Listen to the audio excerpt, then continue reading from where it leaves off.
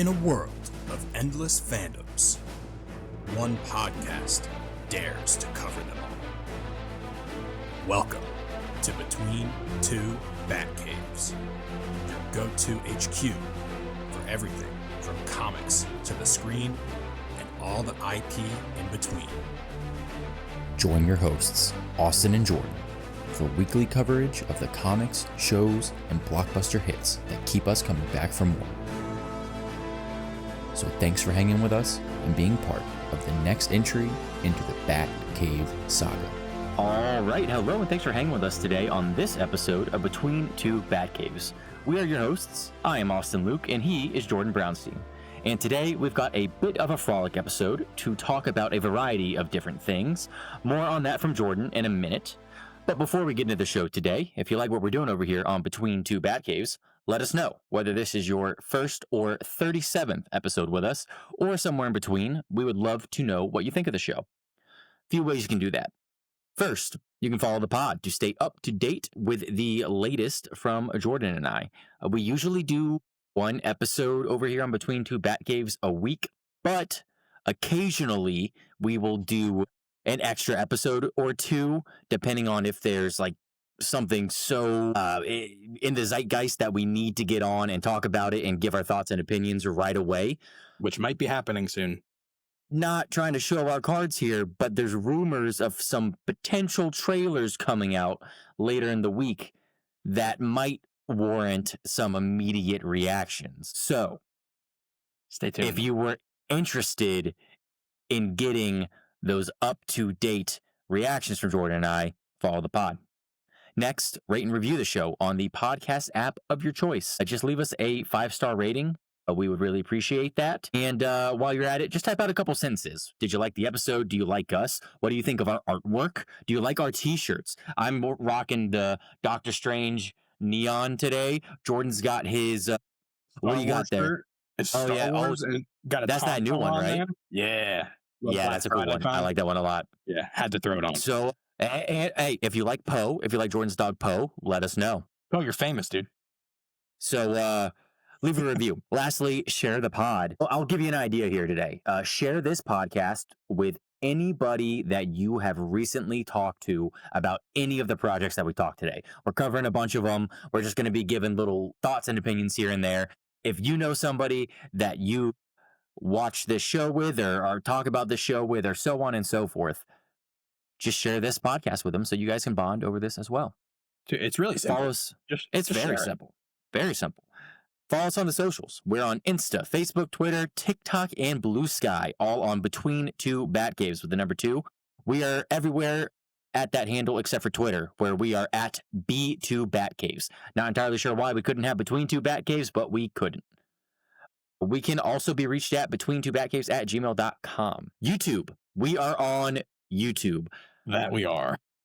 I would hope that we might have some listeners today that found us from our first YouTube upload last week for our Stranger Things Season 5, Volume 1 review pod, Season 5, which is currently up on YouTube.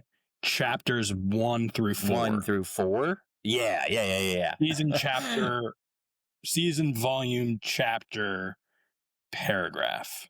We need a lot of hyphens and decimal points in that title. It's got its own Dewey Decimal System. So if you found your way over to the YouTube channel from those videos or any of our clips or anything, thanks for joining us here on Between Two Batcaves. But if you are unaware, we are on YouTube. Go like and subscribe to Between Two Batcaves on YouTube. That is youtube.com/@Between2Batcaves. We're doing a lot over there, guys. YouTube's the big one. If you want to support this channel, that's the way to do it. Go give us some love on YouTube. Speaking of love on YouTube, I want to take a minute here, Jordan. Please. We talked about this a little bit before we started recording, but it warrants more discussion. Because, okay, so just a peek behind the curtain here for everybody. We uploaded our first ever YouTube podcast, our video podcast to YouTube on Friday. That was the Stranger Things video podcast. We're recording this on Monday, so it's only been 4 days for us, but it feels like a week, which is when you guys will be hearing and seeing this episode. That's because our debut to video format was, by all accounts, in my book, extremely successful. Bombastic. It was overwhelming, to be honest. It was insane. You're being inundated over there. Yeah. So, Jordan, I mean, I want to know your opinions on just like the YouTube rollout. I want to get into a few specifics, but just like, what did you think of the video? Are you liking, the switch? And what's your response to the engagement that we've gotten over the last few days? I mean, first of all, grateful. This is the biggest spike in growth that we've had really since we started this thing. So that's pretty cool. Also humbling and terrifying because I mean, we've been out there for people to roast for like the past 6 months now, but like now we're really doesn't matter because they couldn't see our faces. YouTube is the Wild West, and we're being rightly eviscerated for some of our takes. And I mean, that's why we're doing this. So if you're one of those people who corrected us on things we were wrong about or enlightened us on things that we didn't know about, thank you. Thank you for being here. Make yourself known. We are a podcast that I like to think we open our arms to criticism. We open our arms to any kind of engagement, We're not sitting here pretending to be experts on anything. So at the same time, we're people. We're just a couple of guys. So you know what? Like, we're here. Let's have a conversation. That's what this is all about. It's about you and I having a conversation and opening that conversation up to anybody that wants to participate. So absolutely. That's how I feel about it. I mean, also on another note, like, I think we look pretty good. So I mean, I think it's a good setup we got here. I want to get into a few slight details. Spend a minute here. I'll get mushy for a second because you mentioned it. We started doing this podcast because we've been friends for over 20 years. And throughout that time, we have developed a mutual love for all things that could be considered nerdy in the nerdverse, nerd fandoms, and just great stories. Through our mutual love for that, we would just spend for years, all day long, texting each other. Hey, did you see this trailer? Did you watch this episode of this? Did you watch, when are you going to go see this movie? All that. And to be fair, we still do that. Oh, yeah. But it's really nice to have this, hour and a half, 2 hour time designated each week where we can sit down and actually kind of get into our thoughts in a deeper manner. Oh, yeah. Which is why we started doing this. That being said, we do have goals for this show, and that's not anything to be ashamed of. I mean, you and I are very capable people.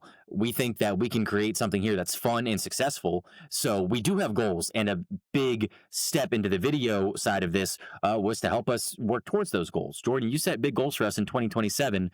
I'm not going to repeat them right now. If you know, you know. They're out there. But this is a step towards that. So... the response this week to the video side of everything has been really, really cool to see. Thank you, everybody, so much for engaging with us on any of the platforms that you have done so. Thanks for watching the YouTube video. Thanks for watching all the clips. And thanks for listening to the pod. Absolutely. I want to get into the clip side of things just for a second here. Two things I want to highlight. I gotta. So the first one, on a more serious note, this is really the one and only time I'm mentioning this on the podcast. And Jordan, I think I'm probably just talking to you and I here, and that's fine. This is for prosperity's sake for the two of us. Please. And I'm not even going to touch upon the subject matter specifically, but I will say this. You and I mentioned it, we're over here to have fun, have a good time, spend time together as friends talking about what we love. If you want to pass judgment about either Jordan or I or this show based on a clip that you saw on the internet, a 20, 30 second, whatever it is clip that really you don't have any context for, that's fine. We're not here to try to change your minds. But what I will say is I invite you to come hang out with us and watch the show and get to know us a little bit, because you might like what you hear and you might like us. You might like what you see. So that's all I'm going to say on that. Come spend time with us. Come be part of Between Two Batcaves before you pass judgment on us or the show. Anything else to add to that, Jordan? I think you put that perfectly. We're here to hang out. The second thing I have to say about clips is we do owe a community an apology. Genuinely. The D&D community.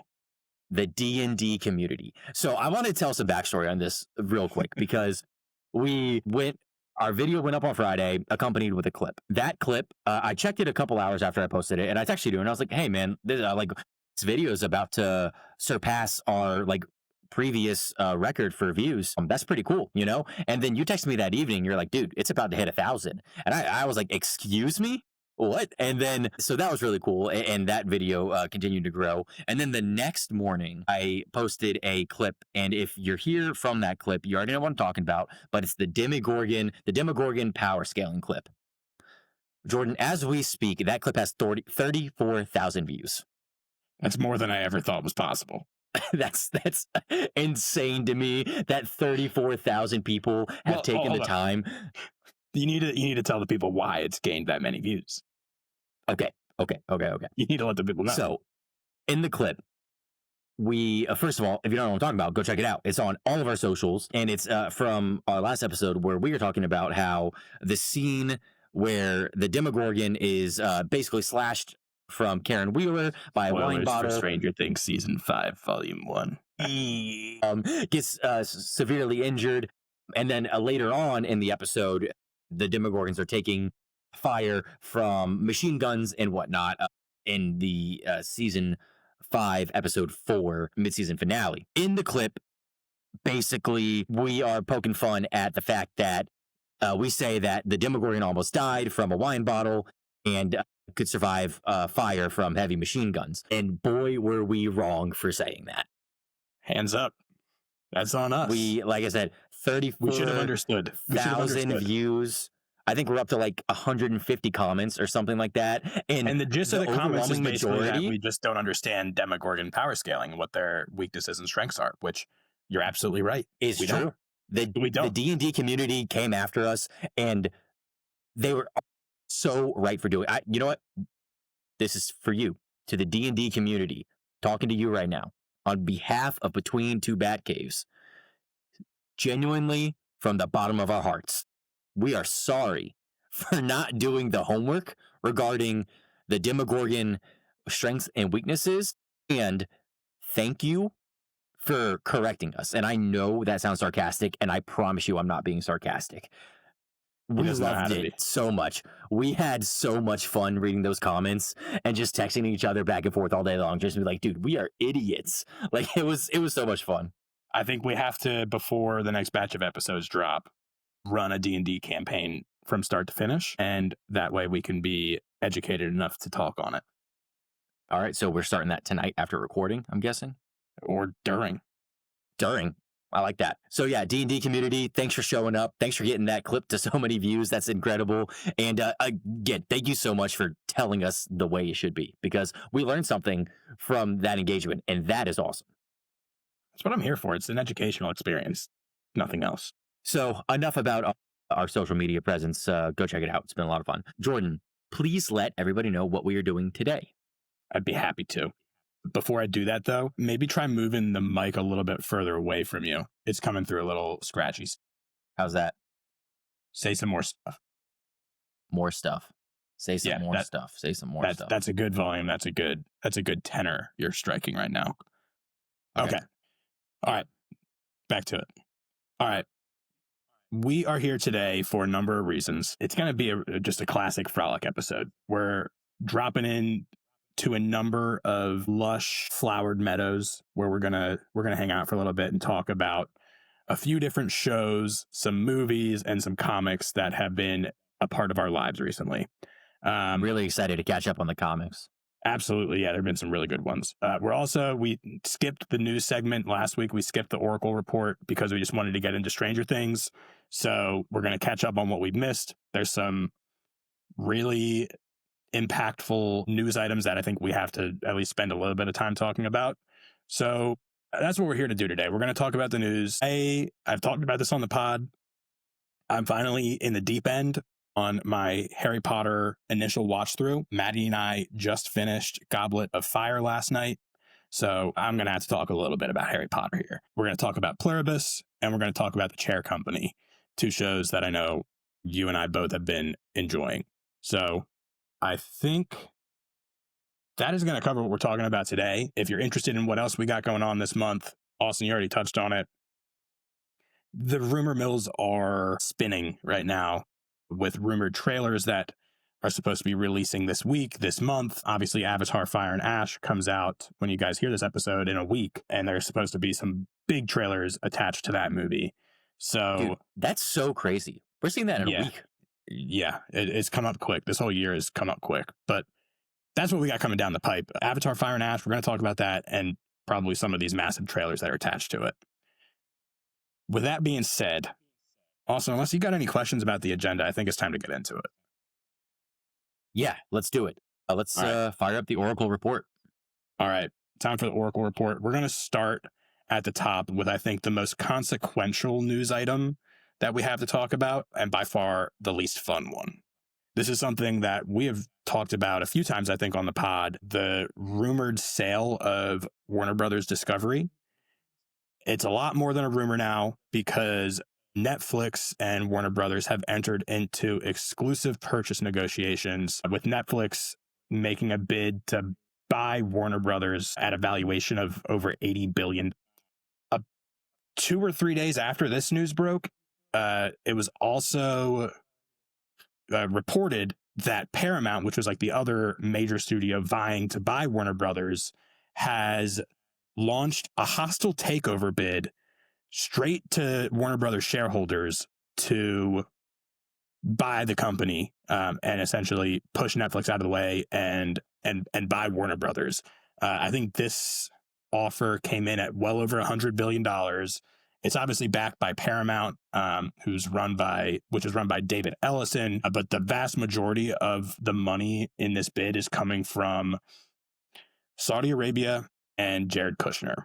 So yeah, the entertainment movie landscape is set to change in some significant and drastic ways over the next few years.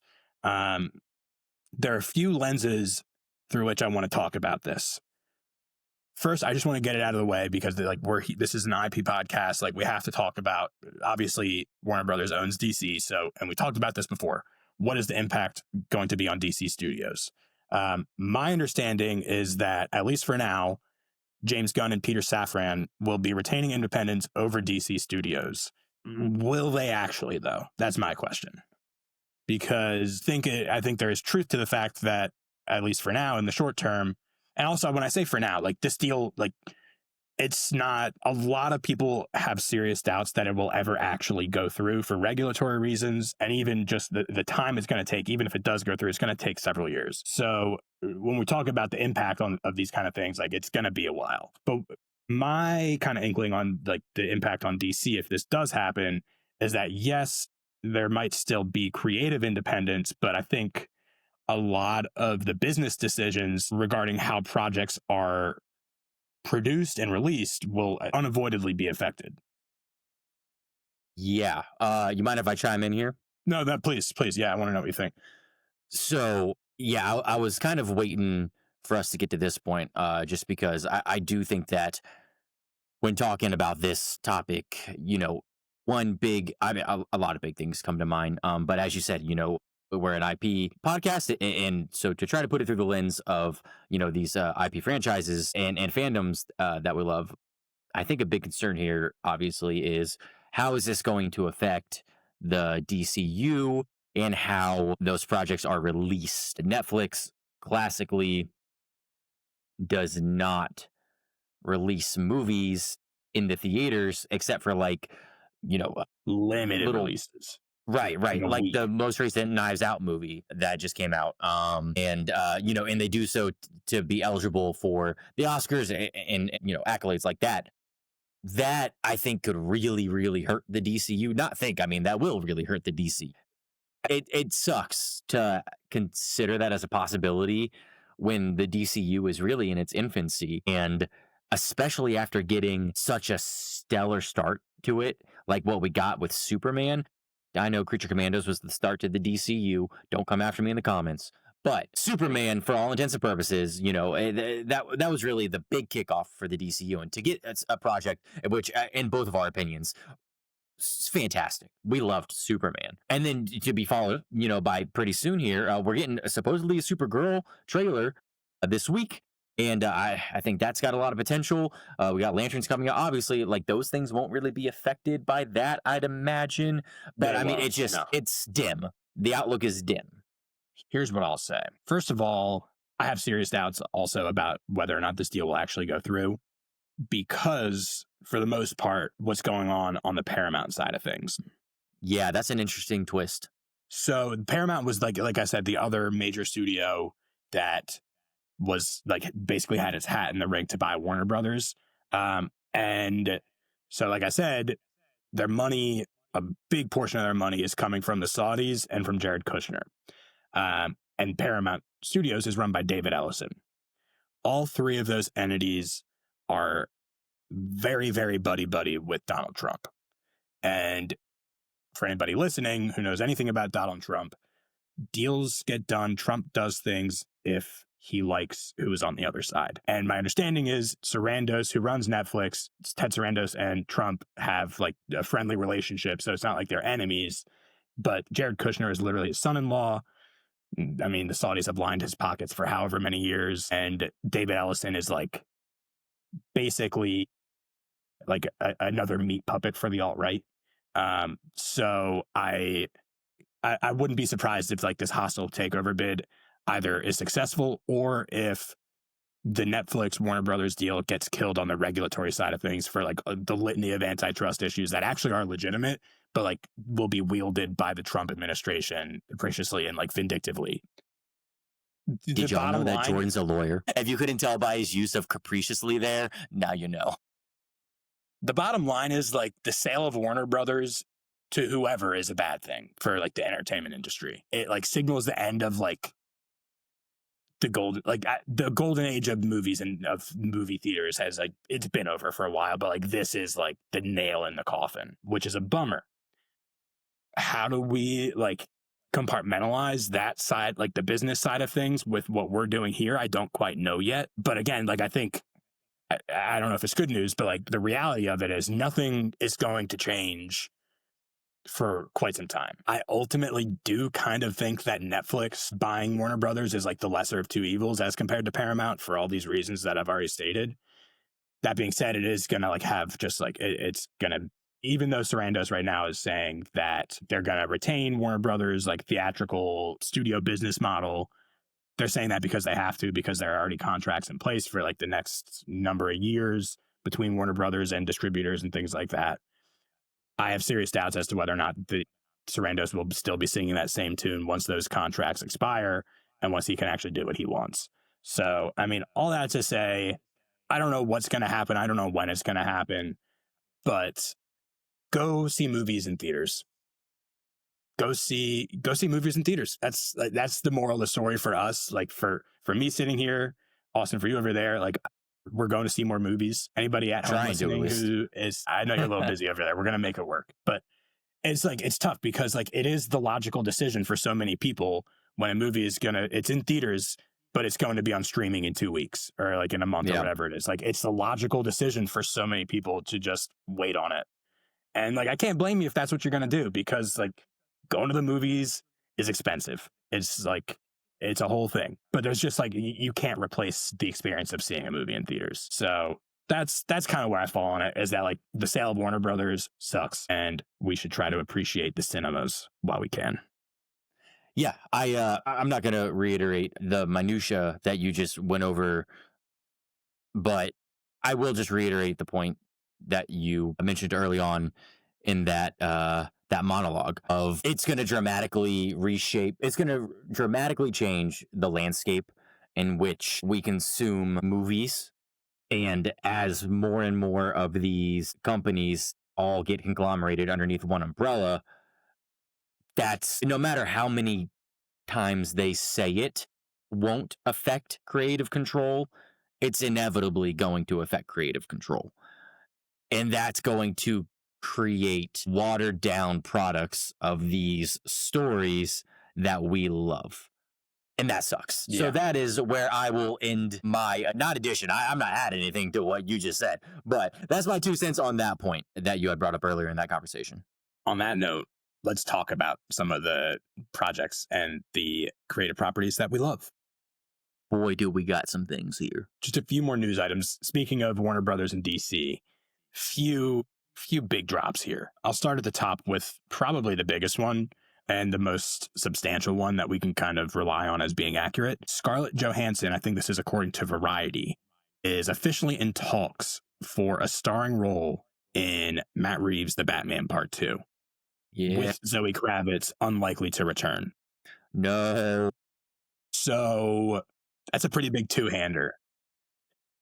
Yeah. Okay. Let me turn it over to you for some instant thoughts there. I mean, I just gave them. Yeah. I'm gonna applaud ScarJo, and I'm gonna boo not returning Zoe Kravitz. Agree. I am bummed because the chemistry between Kravitz and Pattinson was off the charts, but maybe it makes sense story-wise for this movie because, I mean, you leave at the end of The Batman, they're going their separate ways. Like, I think she was... Right, she's headed to Bloodhaven, I believe. Yeah, I was going to say, she's on her way to Bloodhaven because she's done with Gotham. So it's an easy explanation as to why she's not here, but just like... Nightwing, Catwoman spinoff, maybe? Hey, with Netflix acquiring Warner Brothers, it's not out of the question. That actually might be too hot to handle. Too much. So that's like my take on the Zoe Kravitz side of things is she will be sorely missed, but I don't think it's like a contortion of the story at all not to have her. You're up on Scarlett Johansson in the Batman Part 2. That's a yes for you. That's a yes for me, and I do think that we could get a little bit further into. So it's a yes for me. I love Scarlett Johansson. Obviously, I am most connected to her through her role of Natasha Romanoff, the Black Widow in the MCU. I love her in the MCU. We, over the summer, saw and reviewed Jurassic World Rebirth. And way back in the day. Man, oh man, do I love Scarlett Johansson. Man, oh man, did I not like her in that movie. Not good. Now, that movie did not give her a lot to work with, but in her defense. What it did give her, she did not do much with. Yeah, so that is a check in the weary category for Scarlett Johansson being involved with the Batman 2. However, I would just like to think that the team behind the Batman is going to be giving Scarlett Johansson way more to do. Yeah. And if she can bring what she brings to the MCU, I think that this could be a really good addition. Yeah, what do you think? I'm going to drop what might be a little bit of a hot take here and say that I'm like kind of a net negative on this news. Okay. For the Zoe Kravitz reasons that we've already talked about. But I'm more lukewarm on Scarlett Johansson as an actor now than I think I have ever been. That is like pretty directly tied to what happened with Jurassic World Rebirth. It might be recency bias because I have loved like so much of the work that she's done, like with Jojo Rabbit and like all the MCU stuff. Yeah. But also like the others, aside from like the plain acting chops, like Scarlett Johansson is such a name that I am worried that it's going to take me out of the movie because I'm just going to see Scarlett Johansson and not whichever character she's playing. That's a really good point. I did not consider that. Now, you're going to see her face and just immediately have a list of associations. And I think that, like, even looking at the Batman Part 1, like, she is a step up in star power from anybody on that cast. Robert Pattinson, Zoe Kravitz, Paul Dano, Jeffrey Wright, like, all fantastic actors, all, like, critically acclaimed and very popular. But, like, Scarlett Johansson is Scarlett Johansson. Right. That's a little bit different. So I don't know. I mean, like, I'm not out on this by any means, but I think I would have rather have followed up on the Catwoman and Sophia Falcone stuff from the Penguin even. Oh, I will disagree with you about that for a second. But that's a conversation for another day. Before we move on, I want to know who's at the top of your list for fan casting here. Who do you want her to play? I'll be honest with you. I have not had any brain space to even consider who she might be playing in this movie. For anybody who doesn't know, Austin, we're recording this Monday night. Austin had his first day back at work at a new job, very time and energy consuming job, I can imagine. So would just like to take a moment to appreciate you for being here tonight. And I also have a toddler. I am giving you an immense amount of grace. So if you, I have a question for you, because I think you might have seen this more recently than me. Well, I was going to say, I know the major fan cast. So a lot of people are talking about the possibility of Scarlett Johansson playing Andrea Beaumont, who's a character from like one of the best Batman animated movies ever, Mask of the Phantasm. Yeah. I will admit, I have not seen this movie in probably 20 years. So my background knowledge on this character is quite limited. Yeah. I mean, it's not been 20 years. I probably watched it maybe like 5-6 years ago, but it's still been a minute for me. But what this really tells me is, one, I should really go back and rewatch that movie. Yeah. Because, man, it's renowned as one of the best Batman animated movies, if not the best Batman animated movie, for a reason. Two, given that context, if that's the route that they're going, I think that it is really interesting that they might be pulling elements from that movie. So if that is the case, which again, we're not saying that it is, it's just been a major one going around the internet right now. I don't know if it's coming from any really valid sources or leakers or not, but if that's the route that they're going, that excites me. I mean, if they're going to go and take Zoe Kravitz out of the story or not include Sophia Falcone, which sucks because man, oh man, what a phenomenal character. Please, more Sophia Falcone. Yep. But if they're not going to do that, then okay, give us some Mask of the Phantasm adaptations. We can talk. Yeah. I think it ties into a lot of the themes of what they're doing in like the Matt Reeves Batman universe. Yeah. So yeah. If it's the vibe of the Gotham that they've set pretty well. Just kind of wrapping up the Batman talk here. We're now less than 2 years out from that movie. This is a big casting news drop. So we might be like the momentum might be starting to pick up on the news cycle for this movie again. I don't know. We'll see. There's a lot of other stuff going on before then. One of those things being Man of Tomorrow, the sequel to Superman. We talked about this on the pod recently, how Brainiac is confirmed to be the villain of this movie that will see Superman and Lex Luthor teaming up. And obviously the next big question is who's going to play Brainiac. I would like to just quickly shout out an unnamed source that is embedded in the Hollywood talent industry, who is a part of a Discord that Austin, you and I both frequent, who every now and then will drop in with some juicy rumors and leaks that very often turn out to be true. I have heard lost to him in fantasy football this week.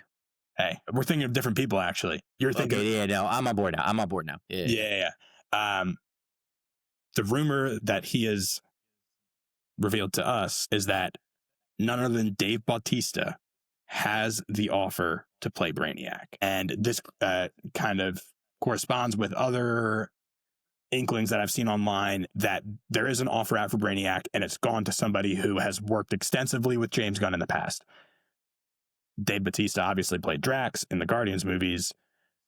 They've talked about how they want to find a role for Bautista in the DCU, but not necessarily the ones that you would immediately think of, like Bane or something like that, where he's like, it's just kind of like the brawn.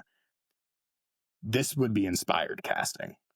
Yeah, man. Dave Bautista is, I mean, he's the guy. I remember when Peacemaker season 2 came out, a big topic of discussion was wrestlers turn actors and kind of the hierarchy of the quote unquote best to worst in terms of acting chops. And I think pretty much across the board, people put Dave Bautista as their number one.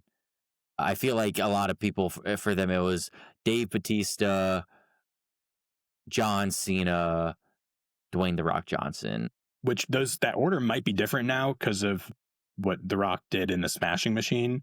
Yeah, haven't seen that. Have not got the opportunity to. But. No, but I've heard like he was incredible there, which like from what I have seen of it looks to be right. I have as well. Yeah. All that is to say, Dave Bautista is the man, and I think I can't think of a role of Dave Bautista's that I have not loved, to be honest with you. I can think of movies that I haven't loved, but I can't really think of many Dave Bautista roles that I haven't loved. You ever see Stuber with Dave Bautista and Kumail Nanjiani?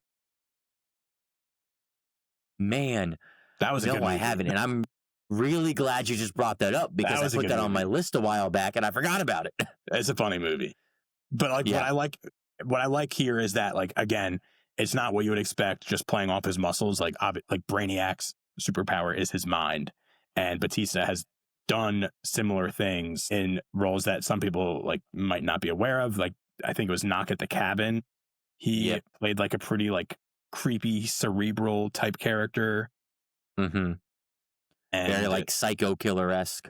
Yeah, and was he in Glass Onion, Knives Out?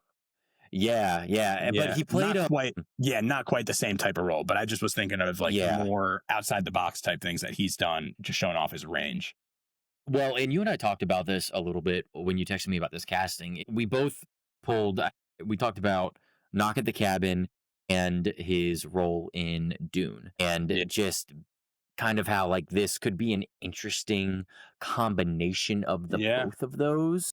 Yeah. Just because of like how, I mean, I guess it really depends on what angle they decide to take with Brainiac, because sure, Brainiac is this cold, calculating, supervillain, but that doesn't mean that he's not also a powerhouse, For sure. You get different versions of Brainiac, and I think that there's a really good way to mesh the brains and the brawn that Dave Bautista can pull from, especially working with a guy who knows him so well like James Gunn.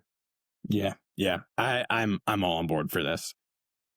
Yeah, I guess this has not been confirmed, or maybe isn't taking the offer quite yet. Regardless, this one should happen. I think if Brainiac is going to be the first kind of like big villain of the DCU, it's got to be Dave Bautista. I mean, like now that it's in our heads, it's got to be Dave Bautista. It's one of those. It's now that it's there, it can't go away. Yep. I want this. I want this to happen. So let's hope it does. I got a few more things that I want to hit here quickly, just really fast, just like rapid fire. Couple movie re-releases announced for next year in theaters. First, this is really cool.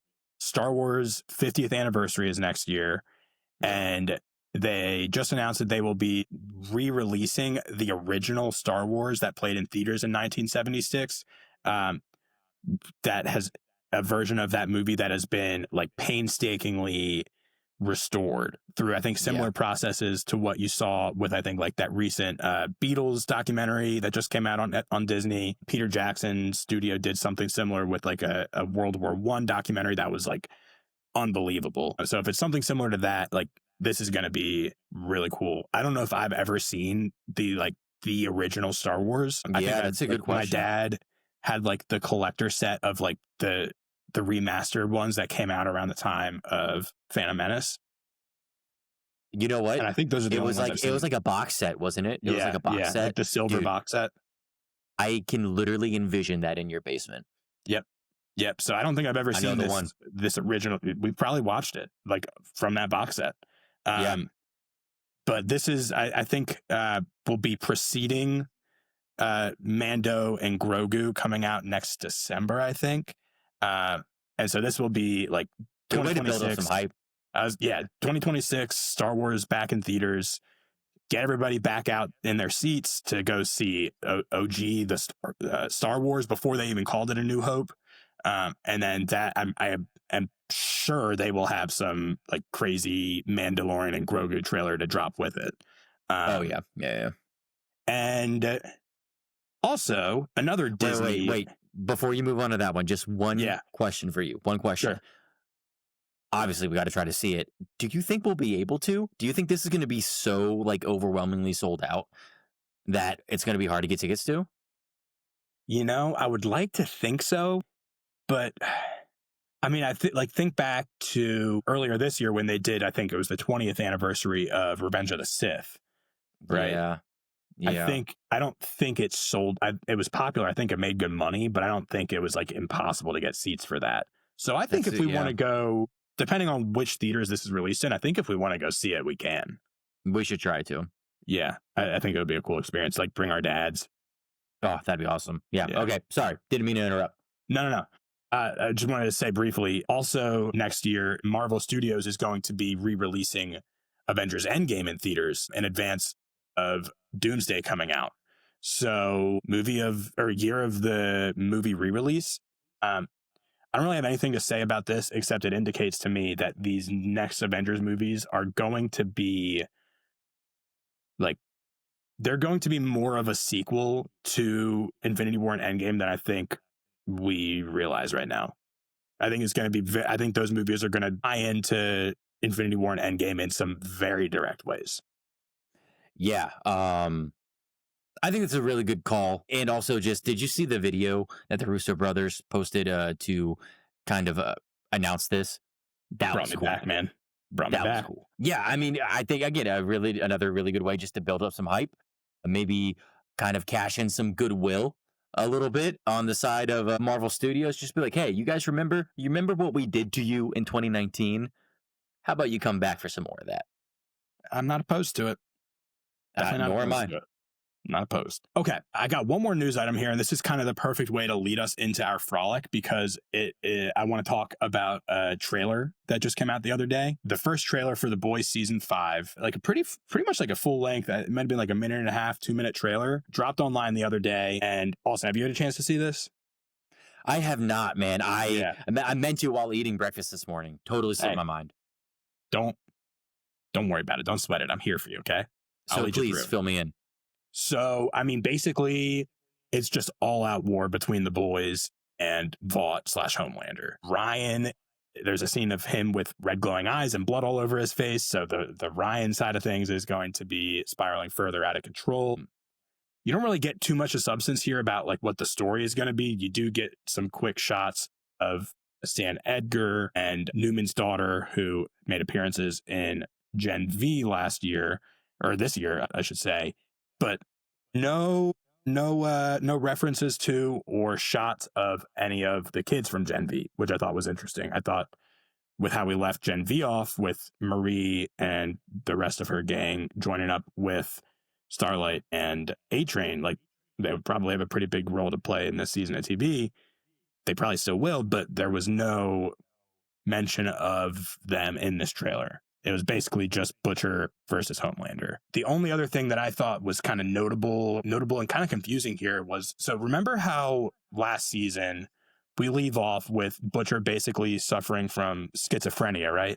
Like he's hallucinating the CIA agent played by Jeffrey Dean Morgan, who's basically the devil on his shoulder telling him to do all these horrible things. From this trailer, you wouldn't know that happened. Like he's just kind of the leader of the boys again. So they're probably still gonna have to address it in the season of TV. I mean, you think they're just kind of downplaying it a little bit? I'd see like this is more like just Butcher's downplaying it. Maybe that, but it also could just be that there's going to be another trailer, like more in-depth trailer that comes before the release of this show, which I think the first few episodes drop on April 8th. So there will be a more like a meatier trailer at some point that might delve into that a little bit more. And this was just like, hey, this is the final season. They're facing off. There's like people are going to die. It's going to be crazy. We'll fill in the details later. Yeah. Check it out when you get it. I'm going to do it as soon. I considered doing it as you were talking, but I decided that was not a good idea because then I wouldn't have heard what you said. But yeah, so I guess just like I do think it's interesting, like you said, that we're not getting any Gen V tie-in just because of how like interconnected they're trying to make those two. But this is the final season of The Boys, correct?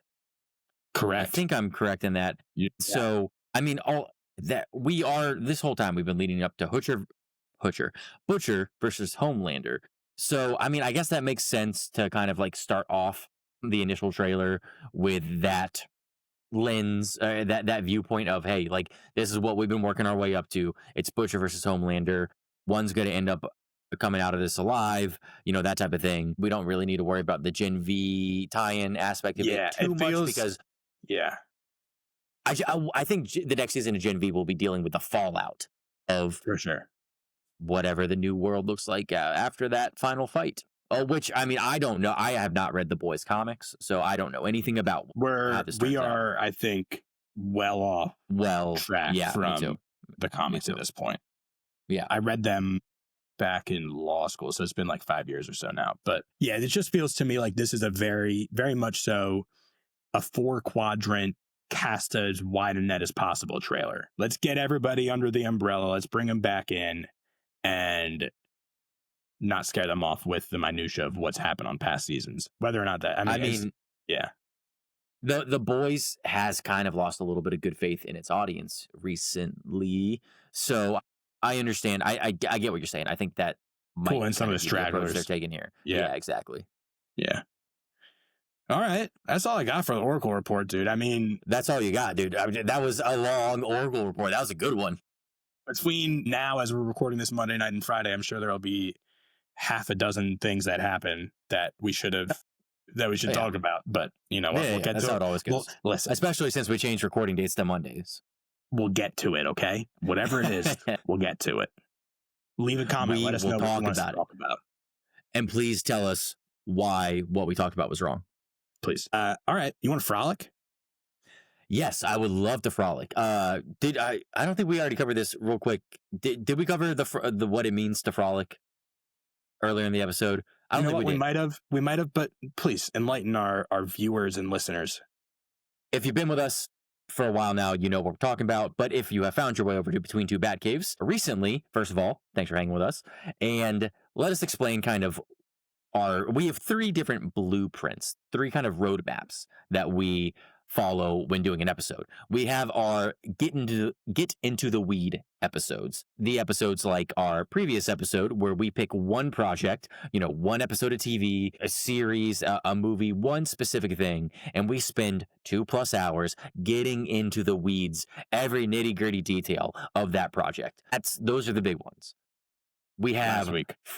Last week. We have Frolic episodes, what we're doing this week. That's kind of where we just take an episode and we fill it in with a bunch of things that we also want to talk about, but don't necessarily have the time to designate an entire episode to. Thus, big news dumps. We're going to be talking about a couple of different TV shows today that we're really enjoying, and we could do a Get Into the Weeds episode on it, but we got to be selective here. We got to pick and choose which projects we do deep dives on, get into the weeds with. So our Frolic episodes are just a modge podge of different thoughts. It's not nearly as in-depth, but just kind of giving our reactions, our thoughts, theories, things like that. Our third format is game episodes. We'll do drafts, brackets. We'll do maybe a multiversal mix-ups episode every now and then. If you don't know what that is, stay tuned. Jordan, we'll be back. I recently got somebody give me another really good idea for one. We'll have to talk about that later. But so those are the 3 episodes. Today is Frolic. Jordan, what are we... We have a field. We're in a field right now. Oh, it's a beautiful sunny day. We look down and there's just a plethora of beautiful flowers around us. Could you please let us know what species, what variety of flowers those are? We got a few today, and we're gonna have to frolic. We're gonna have to skip around.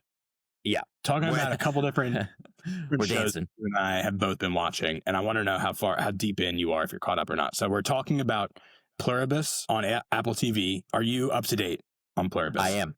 Okay, I am. Fantastic. We are talking about The Chair Company on HBO Max, the Tim Robinson masterpiece. Which we have both finished. We have both finished, thank God. Okay. And then we're going to switch it up a little bit. Go back in time. I mentioned this briefly. I am watching all of the Harry Potter movies for the first time with Maddie. I am now through Goblet of Fire as of last night. So I have to talk even just for a minute. Give me a minute to talk about these movies and what I've experienced over the past few nights, because it's been magical. Just to clarify, I have seen Harry Potter, just so everybody knows. Yeah, Austin, hey, he's seen Harry Potter, man. Okay. I've seen Harry Potter, okay. And then what are we going to do? We're going to round it out, and we're going to talk about a few of the comics that you and I have both been reading and enjoying over the past few weeks here. We don't just watch things. We also read. Hey, the printed word, it's something special. Did I miss anything? No, I think that's about it. Yeah. All right. Let's start with probably the densest project that we have to cover, maybe, with Pluribus, which, okay, for anybody who's just joining us, who doesn't know what Pluribus is, it is a show about, it follows this woman named Carol, who is kind of a grumpy curmudgeon, but she is one of a dozen people who basically survive an alien hive mind invasion. The rest of the world, except for Carol and I think 12 other people, have been subsumed into an alien hive mind. And spoiler alerts for Pluribus. Hey, if you want to know what happens in Pluribus, you're going to find out what happens in Pluribus. So that's the elevator pitch for the show, right? Her mission is kind of to save the world and restore everybody's individuality to them. We are now 7 episodes, six episodes into the first season of this show, which is planned for multiple seasons. And I don't know, like, so the pilot episode is like one of the most thrilling and like propulsive episodes of TV that I've seen in a very long time.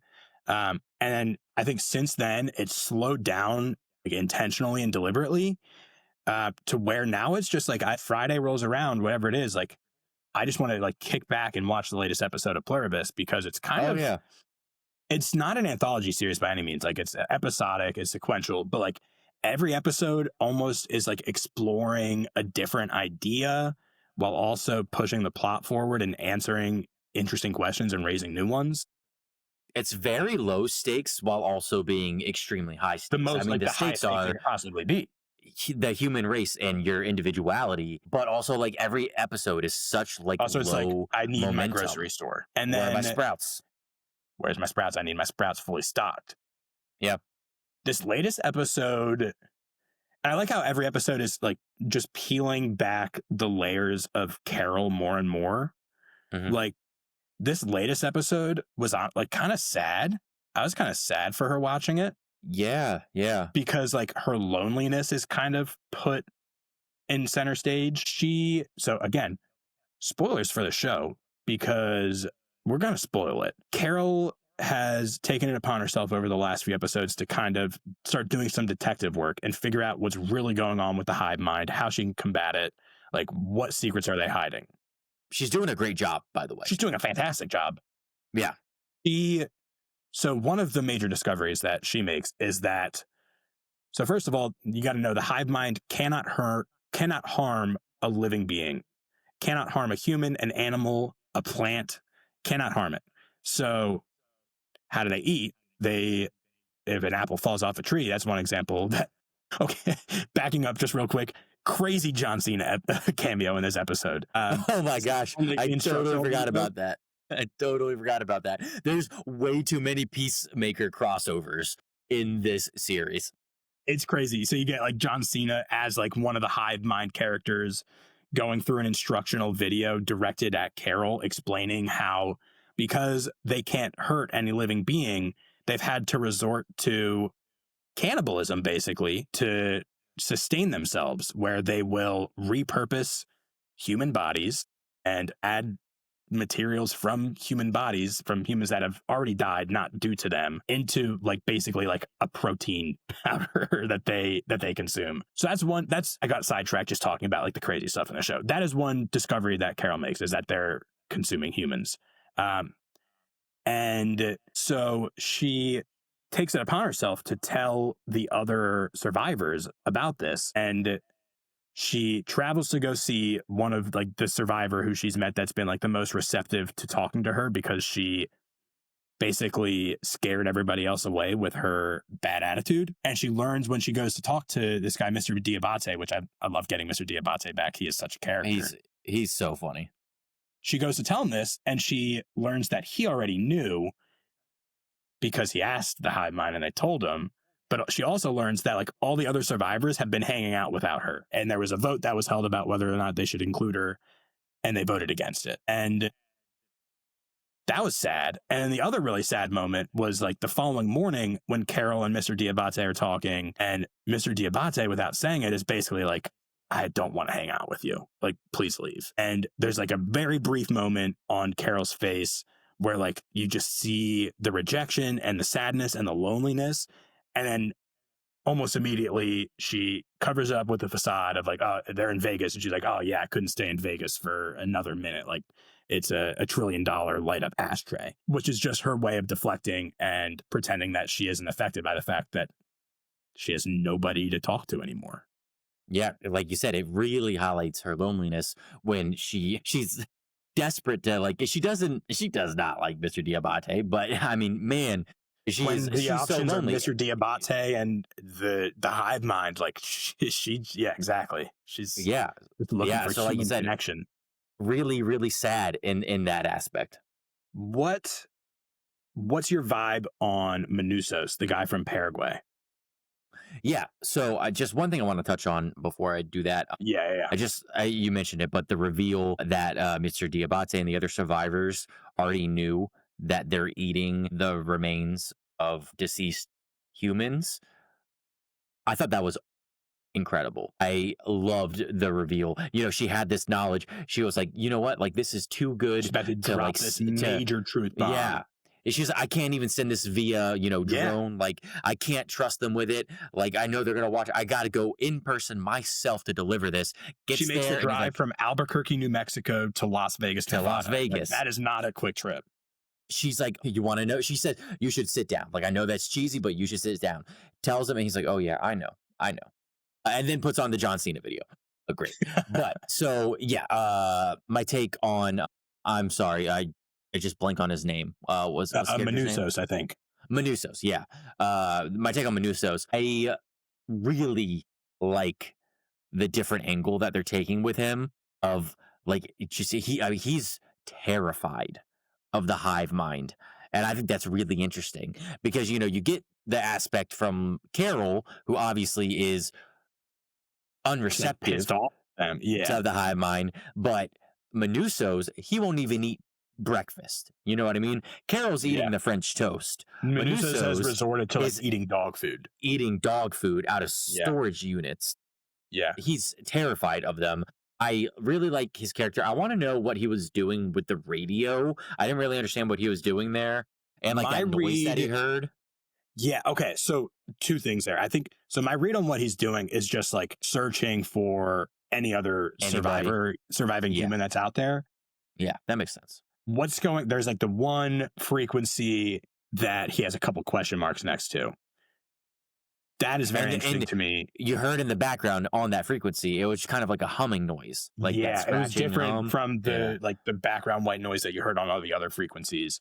Right. But he gets interrupted there because he ends up getting the videotape from Carol basically telling him that there's a way to reverse what's happened here. And he kind of drops everything. And my read is that he's going to like find Carol. That's I think what we're supposed to believe. Yeah.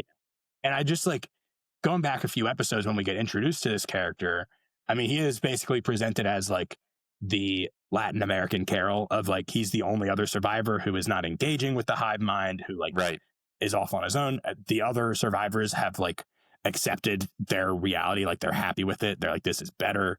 And he is rebelling against it every way he possibly can. And he's like doing it in such a like minute, like step by step granular way where he's checking every single radio frequency, like checking every storage unit, not engaging with the hive whatsoever. He's very calculated, whereas Carol is very emotional. Yes. And then, I mean, and you get like the little glimpse of like his character at the very end of this episode when he is getting in his car to leave town, presumably to go meet up with Carol. And the hive mind comes up to him in the body of his mother. And this was such a good scene. She's like, Mijo, what's wrong? Like, what can we do for you? And he's like, you're not my mother. My mother was a bitch. Yeah. Yeah. And he his car stalls out and he starts rolling it down the hill to get it started again. And it just drives off and the episode cuts. And I'm just like, I cannot wait for the inevitable Carol Manusos meetup scene because their energy is going to be so good together. Electric. I got to kind of, I think, wrap this the Pluribus conversation up. I just kind of got an idea here as we were talking about it. I think you're right. I think it's going to be electric seeing those two interact with each other and Carol finally getting the validation of like, finally somebody else isn't crazy, that type of feeling. Do you think it's at all possible that Manusos could end up playing kind of an antagonistic role where maybe he sees Carol's video and it's like, oh, there's a way to like turn them back. And he takes that as, well, if there's a way to turn them back, maybe there's a way to kill them type of thing. Maybe.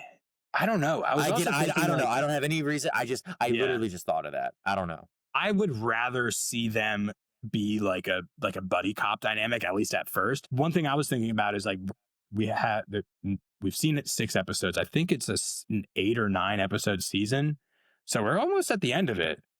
Yeah, but it's also been confirmed like for a season 2. Vince Gilligan has said like he wants to run the show for like 4 to 5 seasons. So right. There's still a lot to be done. Obviously, they're not resolving this problem by the end of the season. No. Yeah, I'm very interested to see where it goes. We also get the reveal in this episode that in order for the hive mind to turn the remaining survivors, the survivors have to give their consent to do it, because the hive mind has to like tap into their like stem cells to be able to convert them, which is obviously painful and invasive. And like Carol's like ecstatic when she learns about this. And this was also just like dropped as like a casual aside by Mr. Diabate. He's like, oh yeah, like they can't turn you without your consent. I just like how flippant it was. So like we get that big development in this episode. That was like kind of one of the driving forces so far this season, is like, is the hive mind going to try to turn Carol? Now we know, or at least think, that's not going to be the case for now. So I still have no idea where this show is actually going. And that's one of the reasons that I love it so much. Like every episode can kind of be something different. Yeah, no, I'm with you. I like how you said in the beginning. It's just like it's every single Friday. It's not even like I'm on the edge of my seat. Not because it's not fantastic. Yeah, but I'm like sunk back in my chair. Yeah, I'm just like, oh, this is good. Like it's just another episode of Pluribus. Yeah, back just with like Carol. Carol just talking to people and just having some hijinks, trying to figure out what's going on here. It's a lot of fun. I really enjoy this show. Speaking of not knowing where a show is going to go and every episode being different, you please start the chair company conversation. I'll be right back. Start the conversation. This season of TV, the chair company, was just ended, I think about a week ago, is the weirdest season of TV. One of the weirdest seasons of TV that I've seen, maybe in my lifetime. It's up there with like other Tim Robinson, like I Think You Should Leave, and I think like some Nathan Fielder stuff, which shout out to HBO for giving Nathan Fielder and Tim Robinson prestige TV shows on HBO, because my life is so much better for them. This season finale twisted and turned in ways that I was just not prepared for it to, and leaves us in just like an absurd place as to where we know there's a season 2 coming. I have no idea how they're going to follow up on what happened in this finale. Spoilers for the chair company. We learn in the finale that Tim Robinson's character, going back to the very first episode when he has the chair incident and the chair shatters and he comes to and he's accidentally staring up one of his coworkers' skirts. We learn in the finale via a scarily makeup I came back at the perfect plastic surgery stalker who reveals to Ron that maybe this whole thing has been an insane setup by his coworker, who was slighted by Ron when they were in high school together, and she spent her whole life trying to get back at him and sabotage the chair so that it would fall, or so that it would break and he would fall in the perfect position to look up her skirt so that she could call HR and get him in trouble. And also maybe she has telekinetic powers. What? Dude, this last episode, the last episode of this season, I mean, I'll be honest with you, it lost me. And I don't mean that negatively. It's just, No. It lost me. It led us out into the middle of a field, blindfolded, took the blindfold off, punched us in the stomach, tickled us, and then ran away. That's a really good way to put it. I don't know if I could describe the feeling any better than that. Okay. This is one of the funniest shows that I've ever seen, and it's just because it's freaking weird, and it's just it's Tim Robinson and his writing team, like his writing partners, the people that he's worked with, just cooking, it's so good. And it's like they're not. I was listening to the Prestige TV podcast on The Ringer, and they were talking about this season finale. And one point that I thought was really interesting that they made was that there aren't really jokes on this show. It's just people saying the weirdest possible thing in the weirdest possible way. That's true. And then just moving on to the next scene. And it's just so absurd. There's no other way to describe it except it's absurd. And also something that they were talking about on the Prestige TV podcast was comparing the Chair Company to Friendship, which, did you get a chance to see Friendship? Okay. I like the Chair Company significantly more than Friendship. As do I. Because with the longer TV format, like longer runtime, they were able to like flesh out Ron's home life in a way that made him feel like a real character somehow, because like you can kind of tell that like his kids actually love him. There's actually some like really sweet, touching moments, like father, like child moments, and that's the beauty of the show. Like, it's actually like pretty like deep and dramatic and emotional at some points. It's in insane ways too, because like exactly like you said, we get like, I'm thinking of the scene between him and his son where like Ron finally has to confront his son for his drinking. And they get to the root cause of it, and it's that his son is like going through an existential crisis because he doesn't want to play basketball anymore and he wants to go to stop motion animation school. Just wants to be a singer, okay? He wants to stop motion animation. No, I know. I was making a Troy Bolton comp, okay? Okay, fair. But like, again, that's just like a perfect example of like the absurd, but like dropping that into like somehow a really sweet and grounded scene between a father and a son. Because like I think it's because they play it seriously, but it's just like such an absurd situation. And also, like, can we talk about the Mike character for a second, buddy? Who is like his Ron's partner in crime through all this. The show did a really interesting thing where like for a good portion of this season, you kind of feel bad for Mike. Yeah. And then in this finale, like within the finale episode, the rug is kind of pulled out from you learn that he is a scary, scary person. Yeah. And that Ron letting him into his life is a scary, scary thing, because you learn like, that has opened his family up to potential dangers. Yeah, because so Mike, like Ron learns this from somebody who he thought to be Mike's daughter, but it turns out that this woman that he thought was Mike's daughter is actually her dad died and was an organ donor, and Mike got his heart. Mike asked to come to this woman's wedding and like walked her down the aisle because he had her dad's heart, and it was like a sweet moment.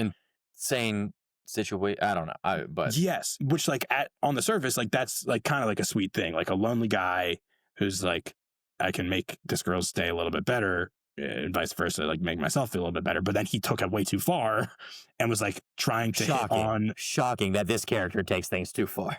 Trying to hit on the girl's mom, so the wife of the dead dad. And then when that didn't work, he then tried to start hitting on who he thought to be his daughter because she was younger, and that's better, right? Yeah. And then he just like takes it way too far, starts stalking them to the point where like she had to get a restraining order against him. And like you see like this guy just is not fit to interact in society. And that comes at the end of like almost a full season where you're like, oh man, poor Mike. Like Ron, like you really start to feel for him. Just invite him to your son's birthday party. And yeah, man, no, you should never have let him into your house. No, yeah. Get him away from your family. Yeah. No, that was you're right. That's a really interesting thing that they did. And again, the finale is so ridiculous. Like with the the coworker might have psychic powers, and the demonic looking plastic surgery boyfriend. I don't know. It got really things that may weird. Never be picked up on again. Like just like these insane non sequiturs. I wouldn't be surprised if they didn't. You know, I don't need them to. That's the thing. Like I'm not in this show for like the answers to those questions. Yeah, I think I audibly said what when I saw the guy sitting in the chair. I was like, oh God. Yeah. So interesting finale. It's some super weird Tim Robinson stuff. But I mean, if it wasn't super weird, I think it would have been kind of disappointing. Yeah, it only works if it's this weird. But okay, so to wrap it up, we leave off with that reveal about the coworker who might have set all this up, but also the conspiracy surrounding these office chairs might also be legit, and it might also it does have something to do with Ron's boss, who was like, the way this is all revealed was just like so insane. Like Ron is like out for a drink with his boss, who last episode he shoved and got put on leave because of it, and he's getting a drink with his boss to maybe get his job back, and his boss is like playing his own original music for Ron on his phone, and Ron's listening to it, and then he flashes back to when he was sitting on hold with the Big Red Ball Company for hours at a time trying to unravel the conspiracy, and like recognizes the melody from the song is the same, and this leads him essentially to discover that his boss is part of the conspiracy. So season 2 can go in any number of directions, and I don't care which way it goes. I don't care which one. Exactly. Yep. Yeah. I'll be along for the great ride. stuff. Great stuff. If you guys haven't watched it, if you're looking for a good laugh, a good comedy series, go check it out. And again, we talked about this before. You either like Tim Robinson or you hate him. So go find out if you don't know the answer to that yet, because this is Tim Robinson through and through. So if you like the chair company, you like Tim Robinson. Couldn't have said it better. Okay. Last thing I want to touch on in as far as screens go. Harry Potter, dude. It's pretty good. You know, it's crazy. That's such like a niche opinion. I know. You're really on the outskirts. I'm really going against the grain here. Harry Potter, confirmed good. J.K. Rowling confirmed not good, but that's a conversation for another podcast. So I've mentioned this on the pod a couple of times. Back when these movies first came out when I was a kid, I have vague memories of seeing the first and second Harry Potter movies. After that, it passed me by. So Maddie is a Potterhead. Her and Mel like grew up watching the Harry Potter movies on repeat, and it was like a huge part of her life. And for like a while now, we've been talking about watching Harry Potter, and it's finally happening. Within the past week, we've watched Prisoner of Azkaban, which is the third one, and Goblet of Fire, which is the fourth. Some bangers in the series. Dude, so good. Before I talk, I want to talk just like a little bit about the movie specifically. My experience watching these movies has been like so beautiful. Like aside from the movie itself, like I find it like really nice to like watch something for the first time that Maddie has seen so many times and loves so much, because it just feels like an intimate thing, you know? And like I'm usually on the other side of it, of showing somebody something that I love. And so being on this side of it, I'm experiencing it for the first time, but also imagining like what it must have been like for Maddie to watch it for the first time. And the roles are reversed. Some might say that it was magical. Some might say it took me on a magic carpet ride. Wrong movie. Wrong franchise. So that's really cool. And also like we have the Harry Potter TV series coming to HBO within like the next year or so. Year or two. I do. Yeah. So that's pretty fun. Like you're doing your homework. That's for sure. I am. And I also like one big picture takeaway that like leaves me excited for the show is the fact that like each of these movies covers a full school year is kind of jarring. Yeah. I think getting the opportunity to play out one of these books, like one of these school years over the course of a whole season of TV will be really interesting to see, like give us an opportunity to flesh these characters out even more, see things. I think a lot of people are looking forward to that. Yeah. So that I think is pretty cool. Okay. I want to talk about these movies, just a couple takeaways from these movies really quick. So Prisoner of Azkaban, freaking awesome movie. Yeah. I didn't realize that Gary Oldman was in these movies. Oh, really? Yeah. I just, I didn't know. And he was freaking awesome in this movie as Sirius Black. Why don't people talk about this movie as like one of the best uses of time travel? Ooh, you know, that's actually a great question. This was a perfect use of time travel. No, you're right. They really do a good job of establishing like the rules It was simple, the like repercussions, concise, and just like a full circle that is like cinched off at the ends. And I think it was also like using time travel as the device to kickstart Harry's maturation and like his growth in the movie, where the casting of the Patronus, the first time he thought it was his dad. No, it was actually Harry realizing that there's nobody else that's coming to save him. It has to be him. He has to cast the spell. And I just like, when you use tools and tricks like time travel and things like that, it for me at least, it has to be in service to like character or something deeper. And so I thought they did that really well here, while also just some really like a really good use of time travel, I thought. Yeah, no, I think that's a really good call. I mean, it's probably been maybe 2 years since I've seen the movies, and shoot, it probably was. We probably did Prisoner of Azkaban when we watched Harry Potter a couple years ago. We didn't watch the full franchise, but yeah, no, the use of time travel. You're right. I don't know if I've necessarily heard people like take a strong stance for the time travel in that movie, and I think you're right about that. Maybe it's because it's not really a time travel movie. Like the movie isn't about it. The time travel is really just the third act of the movie, which I almost think I think it might be better. Instead of making it about, because the movie is just about like Sirius Black supposedly coming after Harry. It's like almost kind of like a serial killer type thing until it isn't. And then you like, the ties, like the time travel only comes in at the very end to like tie everything together. Now, would you say that is different than something, let's say, like Endgame?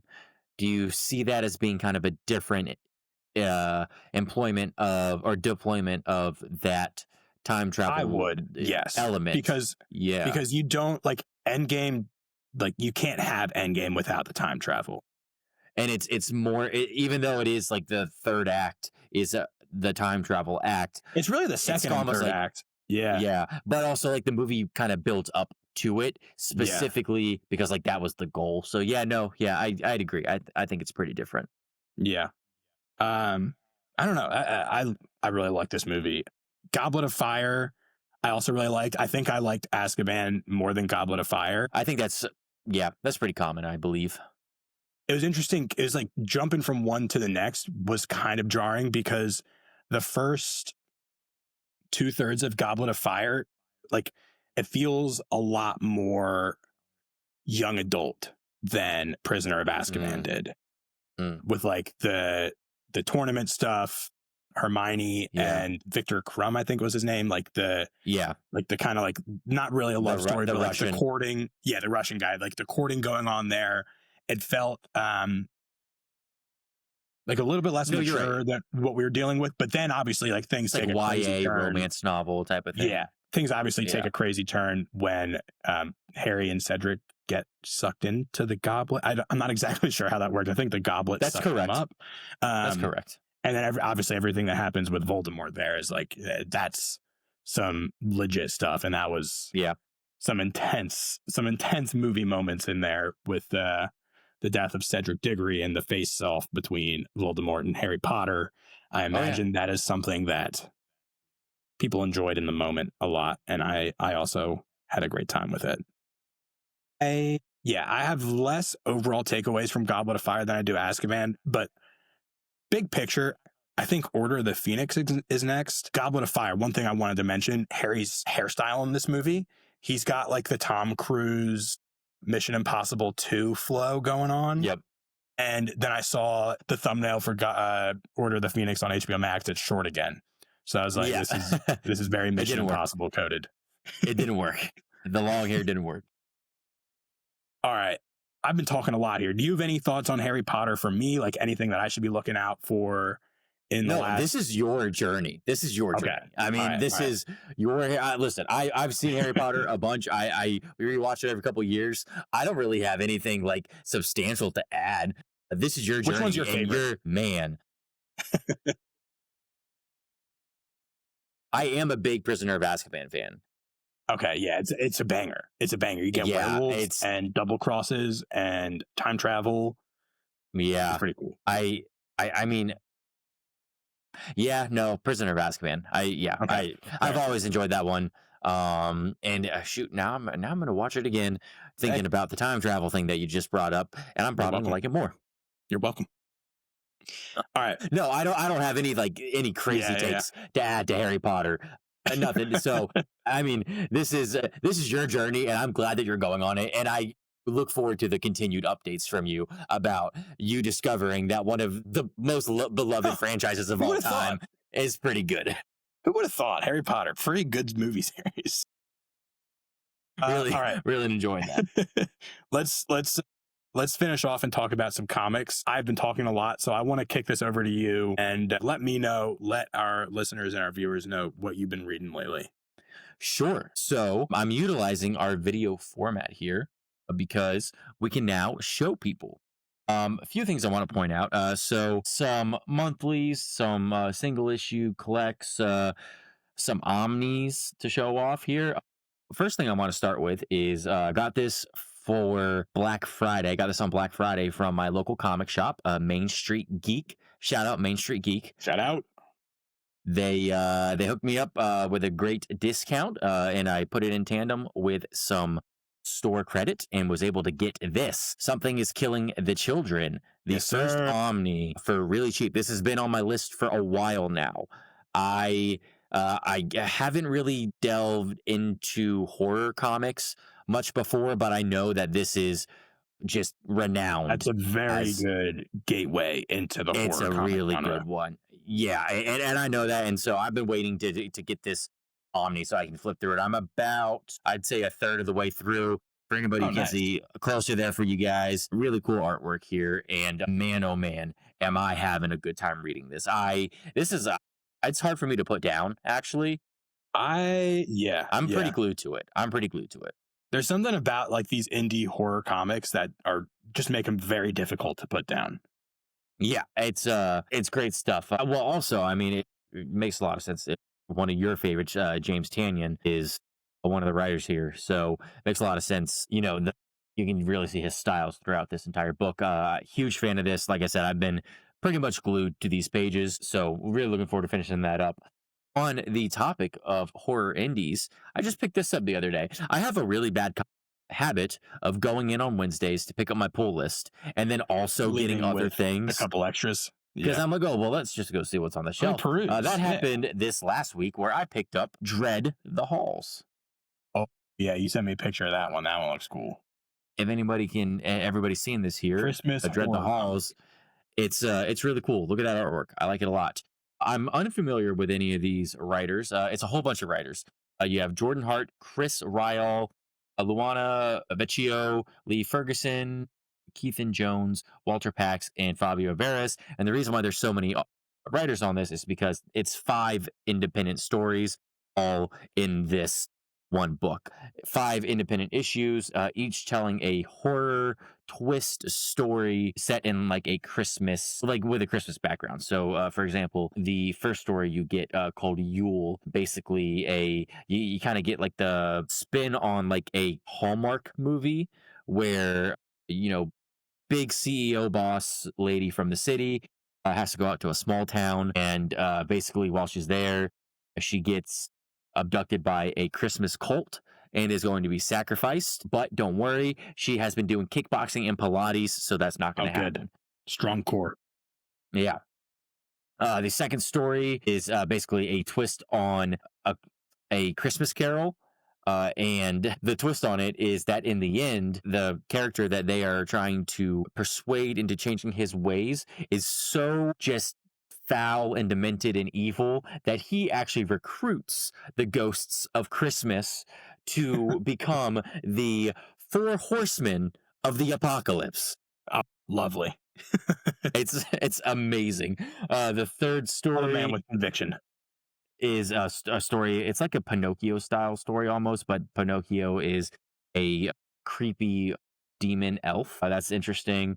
The 4th story is about Santa Claus trying to bring Christmas to Mars, and Martians are not very receptive to that. And the 5th story is a guy gets an advent calendar, and the chocolate ends up trapping him in that advent calendar. So you're thinking worse places to be trapped. Great stuff all around. I have another I'll need to show off here, but I'm gonna do that in a little bit here because it actually crosses over with something that you're going to talk about. I want to talk about this for a brief second here. Skin Breaker. Oh yeah, you've been on that. Skin Breaker, a new series. This is issue 3, just came out from Robert Kirkman. Guys, if you're not reading Skin Breaker, you're doing it wrong. Jordan, you're doing it wrong because you're not reading Skin Breaker. I gotta go pick it up. I'll give you. We'll do Tracy's. You can have my first 3 issues. Oh, perfect. Because this is, first of all, it feels good. It's like a more high quality. It's like Image, right? It's Image, yeah. Image. The monthly comics for Image are such higher quality than Marvel and even DC. It feels good in the hands. This book is, first of all, it's very compelling. It's a great story. It's a story of a orc tribe, and basically a mentee has to take over his mentor's role as chief of the tribe, and in doing so he has to kill his mentor. And then you basically get this crazy time jump, and kind of you're learning about how the tribe has evolved over the course of the time as the new chieftain has set up a lot of ways that go against tradition. That's a lot of fun. What's super fun about this book, though, is the art style. Look at this. I mean, this is good stuff. You know, the art style is beautiful. Like, it's just every page. I'm going to show off a little bit more here because I'm just obsessed with this artwork. It's just like the detail, the fine lines, the coloring. It's such a beautiful book. They sell these in, like, I forget what they're called, but they're like gigantic versions of these comics. And it's like it's the comic, but it's just like blown up. They're like $15 a piece. I might get some of them because the artwork in this is awesome. Yeah, it's worth being blown up. Let's see.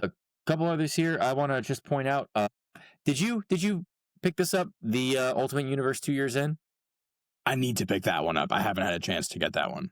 Okay, I won't go into detail then, but what I will say is this is so heady. It is ridiculous. Is it Denise Camp writing it? Yes. Okay, yeah, that makes sense. It is. I enjoy these books. I enjoy all of like the out there concepts that they try to tackle and then that they cover. But man, oh man, was this a heady issue? Take a couple read-throughs. Yeah, you get the Ultimate Universe version of Daredevil in this issue, but Daredevil is also a Beyonder, and also you have a version of Ultron called U82, who is also known as Uatu, the Watcher. So there's some crazy out there ideas in this book. It's you're gonna have to read it a couple times. She-Hulk. Ooh, we talked about that on here a while ago.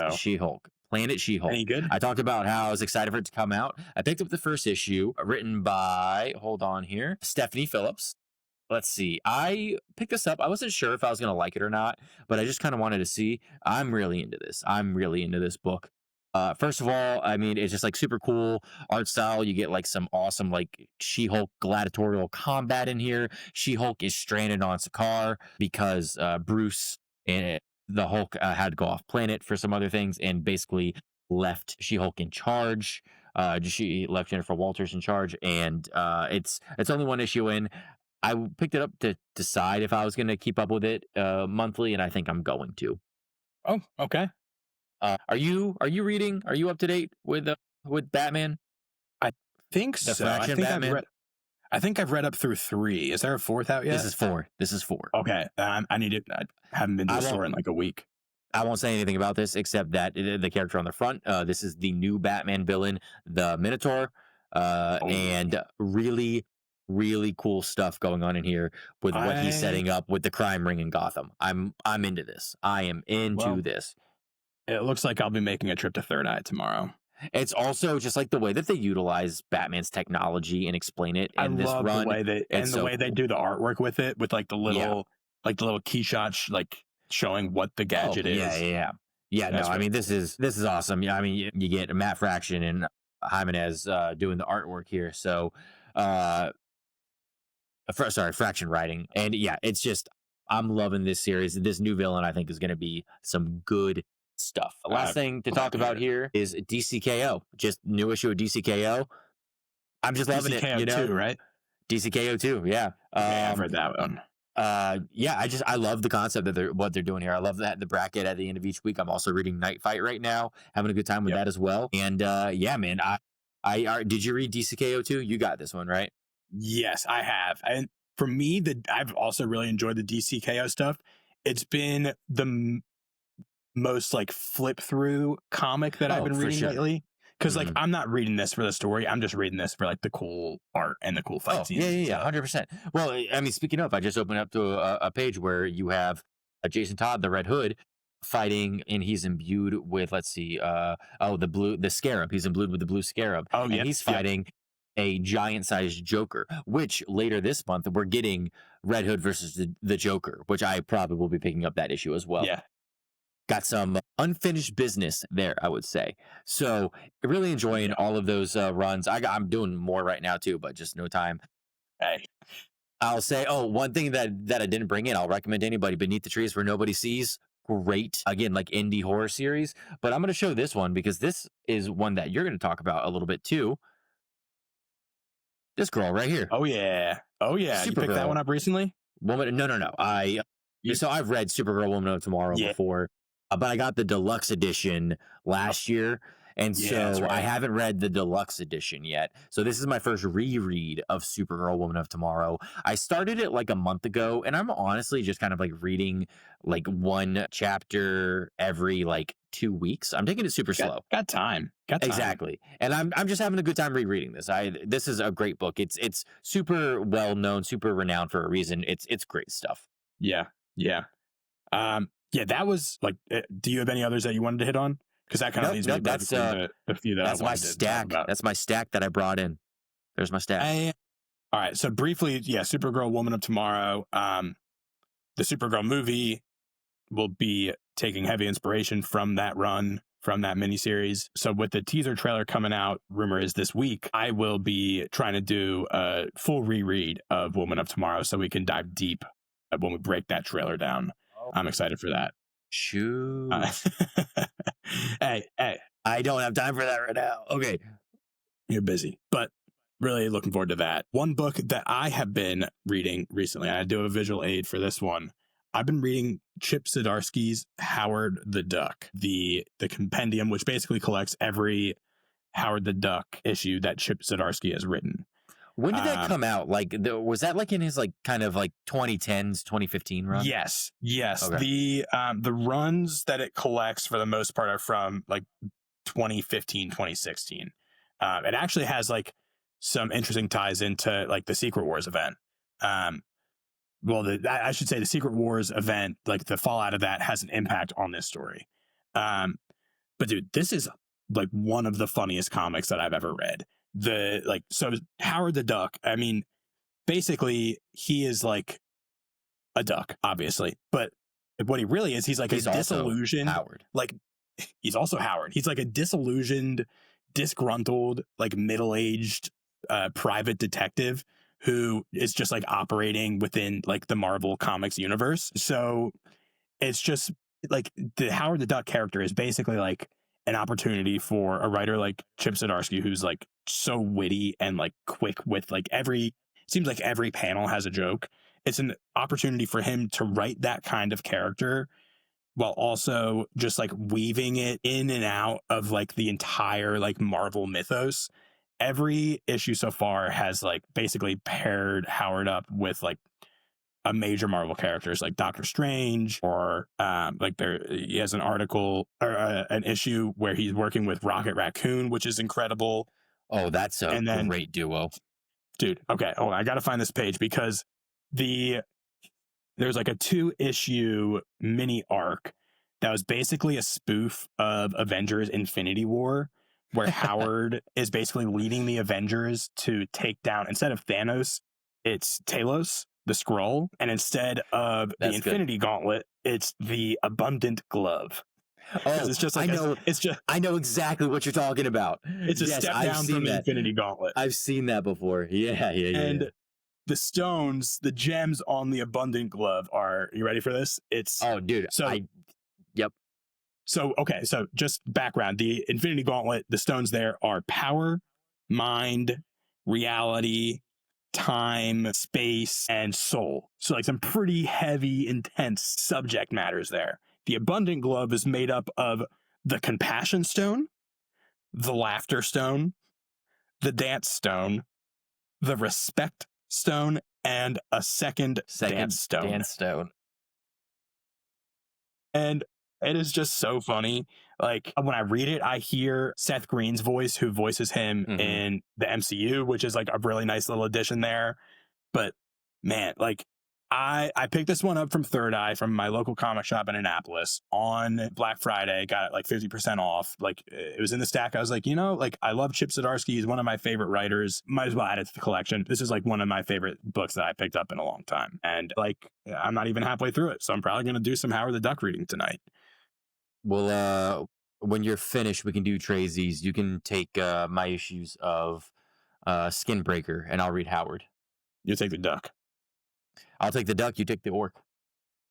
Fair trade to me. Okay, before we wrap up, just got to touch briefly on a couple of the monthly comics that I have been reading, and I think you probably have too, at least maybe one of these. Let's start with Absolute Batman number 14. This issue showcased Batman's kind of final showdown with the absolute version of Bane. And have you read this? I'm sorry. No, I'm currently, like, I got behind on Absolute Batman. I'm currently on Absolute Batman number 9. Okay, so you haven't even really seen Bane yet. No. I mean, I've seen him. Okay. I know what he looks like, but yeah. Yeah. Okay. So I won't like divulge anything, but like, this issue is bonkers. Like, it is so violent and like absurd and over the top. It takes the concept of Venom to like a level that I didn't think was possible, and it goes further beyond it, while also allowing Batman to still be Batman and like be smart and like have a plan and execute that plan. And like, also, like, when Batman's at his best, he's relying on his support system, and he does that here. I just like, I think this like Absolute Batman is like, it's like a blockbuster for comics. Like, it is just like, every issue is a banger. And it's like, if you compare it to something heady like Ultimate Universe 2 years in, like, it's going to be very different. If that's what you're looking for, you're not going to get that same kind of like elevated, like, thought-provoking theme or concept. But if you just want to see like an absolute beast of a Batman taking on like ridiculous villains, this is where you want to go. Yeah.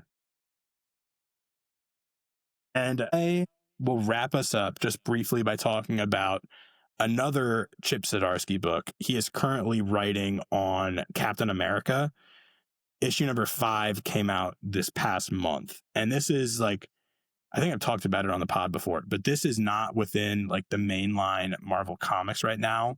Right. This is basically taking place like where if Cap came out of the ice after the events of 9/11, exactly. And like, how different would that be in like the war on terror phase of the country? Yeah. And it's really good. Like, it really grapples with a lot of those ideas of like, what is the balance between freedom and security and things like that, and like what is the cost of war, which is like just like a timeless question, but like asking it through this lens is fresh for the Captain America character. Issue number 5 was like the end of the first big arc where Cap comes out of the ice. He ends up like going back into the military because he doesn't know what else to do. By the end of issue 5, he has become disillusioned with the military and leaves it behind to come to meet like this version of Tony Stark in this universe, this reality. And the two of them kind of start building the foundation for a new Avengers team. And so, I mean, that's just like a cool place to find yourself, like in the Marvel Comics timeline of this universe. And it also is really, really interesting to think about because of the fact we're getting next summer this Marvel Armageddon event series written by Chip Zdarsky, which we've talked about will be like running off the tails of this Captain America run and Ultimate Spider-Man Incursion, which we talked about a little bit. So just like a really fun read, and also is exciting to see the foundation that they're laying for what might be like the next main Avengers team in Marvel Comics. Right. Because we talked about this. Actually, we talked about this on the episode with Thomas Carter Rochester from the Reckless Rebellion podcast. Shout out them. Go check them out. And go check out our episode with Thomas as well. That was a fun one. But We talked about this with him and how like the Armageddon story event is being compared to the Avengers Disassembled run from Brian Michael Bendis. And, that basically established a new status quo in Marvel Comics. So, yeah, I am with you. I think that this is kind of like starting to leave a trail of breadcrumbs into what to expect moving out of the Ultimate Universe and Armageddon, and maybe getting a new status quo for what the Avengers team could look like in the next era of Marvel Comics, which I think actually makes a lot of sense, considering the current landscape. Art reflects the time that it's made in, and reflecting the current landscape that we live in, and the how we find ourselves, so far removed now from the events of 9/11, but obviously still dealing with the impacts of that day around the world. And I think that having a status quo on the Avengers and in Marvel Comics that kind of shapes itself around what that modern landscape looks like is a really, really interesting place to find ourselves in the next few years. I agree. I think I don't know about you, but I haven't read, like, I really don't read much of anything ongoing in like the mainline 616 Marvel universe. And I don't know many people who do, aside from maybe Amazing Spider-Man. That's a good point. Yeah, I mean, I guess technically if She-Hulk is in it, then I'm doing that now. But yeah, that's I don't true. know. I think all that to say, I think that it will benefit Marvel to kind of hit a bit of a reshape a little bit mainline comics. Yeah, no, I'm into that idea. I'm into this a lot. That's all I got, man. That's all I got. I think I got a question for you, and we can't get into a full conversation about this right now. We can't. But I just got a question for you. Hit me. How many episodes behind are you on It, Welcome to Derry? Oh, at least one, maybe two. I am now 2 episodes behind. Follow-up question, are you falling off of that show? By no means do I feel like an urge to watch it every Sunday night. I think I will get around to finishing it, especially now like that we got the lull with Stranger Things and some of these other like chair companies come to an end. So I'll get around to it eventually, but I'm not champing at the bit to get back to it. We're on the same page with that then. Yeah. I think ultimately my big thing with it is just I found myself really missing.